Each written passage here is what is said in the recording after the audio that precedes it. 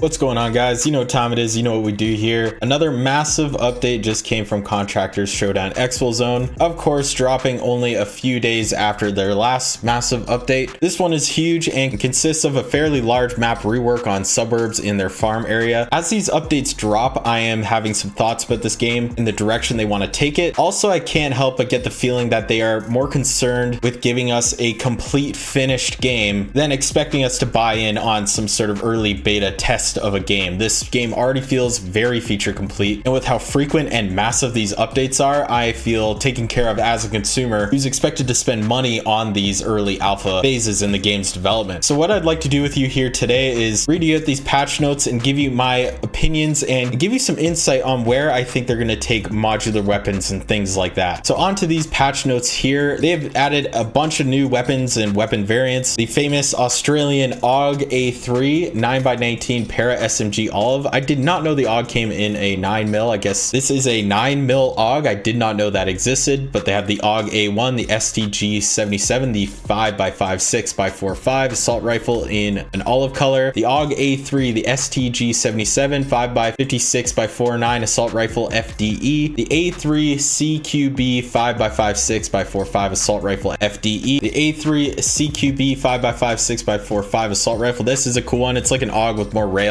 It's a more unique, updated, modern looking AUG. They also have the AUG A3 RIS 5x5 645 assault rifle in black. They have 4 more variants of the Mosin. The Mosin 9130 762x54R bolt action sniper rifle, the Mosin M38 7x62x54R bolt action carbine rifle, the Mosin Oprez 762x54 bolt action pistol, which is like a very funny, it's a very short little like baby Mosin. The baby Mosin rips in Tarkov. It's my go-to gun when I'm a scav in that game. And they also added a SVT 40x762x54R semi-assault rifle. So this must be the semi-automatic version. There is a full auto version that's in Tarkov. I don't think they would add that to this game, but the SVT slaps. It is like a budget SVD assault rifle. It is semi-auto and it is going to go really hard in this game. And I think you'll need something like this against the very spongy players and spongy scavs. It's important to use better ammo and a higher caliber. And this being a semi-automatic 762x54, I'll definitely be trying this out in game and giving you my opinions later on. They added a new iron sight that comes in all varieties and colors, the CA iron sight. I assume this is an attachable iron sight, something that you'd likely use on a canted rail or your main sight. It says at the bottom, all iron sights are detachable and foldable, so you can just do without your iron sights, I guess, in this game. That's a really cool feature added to this modular setup here. Added a new muzzle attachment, which is just for the AUG 5.56 645 muzzle adapter. The new magazines are for the AUG 9mm and the 5.56 variants, and another one for the new SVT 4762x54. It is a 10 round mag, compatible with the universal pouch, mag pouch, and large pouch. They added new scopes, and finally a scope for the Mosin in VR. The Mosin PU 3.5x scope for the Mosin 9130 bolt action sniper rifle, and the SVT PU 3.5x scope for the SVT 40 semi-automatic rifle. I don't know how expensive they're going to be, but they are going to slap. I'm sure they're going to be quite dangerous, and I'm probably going to die to them, so I look forward to that. Now here's the thing we've all been waiting for, is the big map rework on suburbs, specifically in the farm area. It says here the suburbs added terrain elevation to central farmland, reducing flat areas and adding cover, which is quite important because before today I believe you could see everybody that spawns in the farm. That's how like kind of flat and wide open it was. Adding terrain to this area is vital. It's going to be such a fun area to play in now. They added new areas to the farm, the Waith Manor central farmland, a small warehouse and construction site west of farmland, and a new Waith farm key room, which I assume is in the Waith Manor. I can't wait to check that out and how high tier it might be. They improved lighting visuals inside the shopping mall, minor loot adjustments in various locations including the shopping mall, added new tasks related to these areas. Actually, I had a buddy show me today on Discord that one of the task items was an old Oculus One headset, which I think is a very cool ode to VR, and it's pretty exciting little feature added to the game as well. Apparently all of the missions are really cool, the ones they've added. I've had some friends earlier today playing them while I was at work, and now I'm here making this video for you guys. Looks like they made some adjustments to dam. They improved visibility along the east-west road at the harbor, fixed an issue where the excessive amount of loot spawned in certain areas, and minor loot adjustments in various various locations. In Metro, they redesigned certain transparent windows. They prevented items in bomb room from being looted through walls, reduced grenade spawns, increased spawn rates for the Malik 762 in the officer's room key, which is the Metro's boss gun that you can get off of him. And they improved loot quality in these data storage room. Oh, that's really cool. I just lost that key the other day, which is very unfortunate. I don't know where to find it. They did some adjustments here. The ammo extraction added the ability to remove bullets from magazines by holding the B key. This actually makes a ton of sense. I never even thought of adding a feature like this, but this is great. So instead of just taking magazines with you, you can actually unload other people's mags. And for instance, I always forget to bring extra ammo with me when I'm bringing in, say, an M4. When I kill somebody that has a bunch of M4 mags, I'd like to just unload the ammo and take it with me. Or if they just have a few useless mags full of AP, I'd like to just grab that and run. So now you can kind of unpack the mag, I assume the same as you pack it with the A button, but with the B button, you're unpacking. They just at the end screen redesigned the post-match results screen. Scav cooldown is now calculated after the match completion. Slightly increased item spawn rates in high tier crates. Added cover to certain extraction points. Improved collision for scopes and some attachments, which is nice. I definitely had some annoying collisions with those. Adjusted flashlight brightness to fix overexposure. I hope they didn't fix this too much, because flashlights are a pretty crucial part of extraction shooters and the ability to blind people. But yes, they were very overpowered in this game. I can't wait to jump in there and actually test this out for myself. Maybe they made them a little more translucent so you could actually see through them a little bit, because before this update, it was literally, it's just like a bright circle on your screen that you cannot see through at all. So maybe they just reduced that a little bit there. They have some bug fixes in general. I'm not going to name all these out. There's actually quite a lot of them, thank goodness, including some duplication bugs and falling through the ground in the map bug. Fix some bugs allowing players to see through walls. In suburbs, they fixed floating and clipping models, some other train issues. They fixed some gaps in some mall models, and they resolved issues where players could actually get stuck in some areas. In Dam, they did the exact same thing, fixed some train issues and some map visualization bugs. In Metro, they did the exact same thing. They fixed a bunch of map related bugs. It looks like they fixed the invisible walls blocking bullets in some areas, and there's one area very specifically I can think of, and I'm sure that was the area that got touched. If anything, that was the spot that needed to get fixed the most. The one where you're going up the stairs with the big dog statue. If you try to shoot down to the main level, it usually just gets stopped by this crazy invisible wall. That has definitely been fixed. That must be it. If not, I'll be making another angry video complaining about it, I'm sure. And the Battle Royale did a store rotation update. I don't know what that is. I'm not very interested in the Battle Royale. I'll obviously keep bringing you the updates here when they happen. Now, I did have thoughts about how they were going to solve the whole modular weapon thing when it comes to VR. I know as a veteran Tarkov player, modular weapons is one of the key aspects to that game, but can get a little tedious. There are a lot of parts and a lot of things you have to do to build a viable gun in that game, which makes customization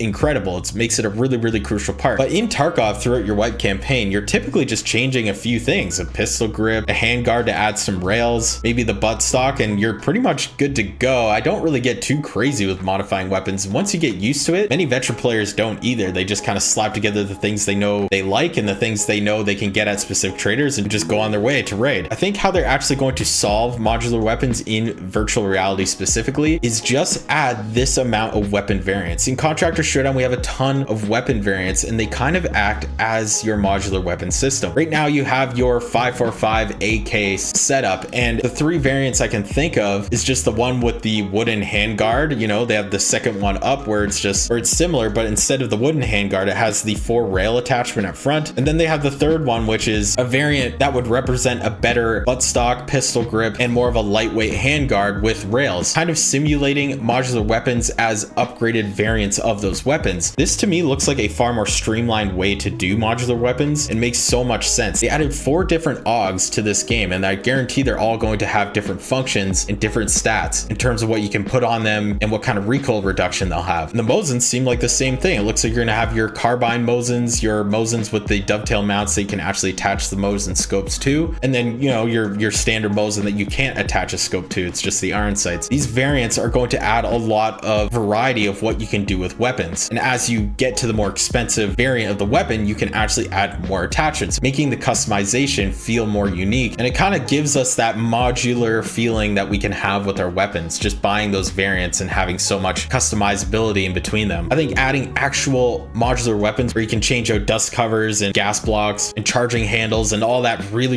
specific stuff might feel a little mundane, might feel a little bit overwhelming to new players. And this kind of speaks to that for me. This kind of system, just adding many variants of the same weapon. They do that with some of the most important weapons in this game so far, and it just really caters to my obsession with customizing the weapon to my specific comfort level when I'm using it. So that's really cool. I think that's how they're going to solve this. I don't think any of these games are actually going to add a full modular weapon system, but this speaks to it very well when I'm playing the game, and I'm just getting that amazing Tarkov feeling in a VR game. This is that game. So really, I can't praise it enough, and these updates coming the way they are is very important to us because we want updates, we want more maps, we want more weapons. Anything will help. It's important that we're getting such consistent updates and such large ones at that, with lots of bug fixes and a lot more guns. They've added missions and map reworks. Like, this is the whole shebang. So yes, this is a very large update. If you guys want the patch notes, I will link them down below. If you click on that link, you can join their Discord. You'll also see my Discord if you want to speak with me about any of these ideas directly. I will be streaming these new updates and the new suburbs rework about an hour and a half after I release this video, so catch me right here on YouTube. Thank you guys very much for watching, and have yourselves a very nice day.